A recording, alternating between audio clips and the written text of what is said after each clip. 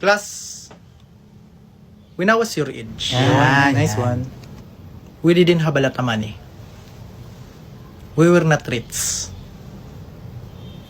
My mother, she told me, wala man ako mapamana sa'yo. But what she gave me? Knowledge. Knowledge. Our province only had one school. It was mountains away. And I have to travel for 2 hours so I can get there every day. Every day, ma'am? Yes, every day. I work hard, I studied in class. Out of 5,000 students in our high school, I finished second.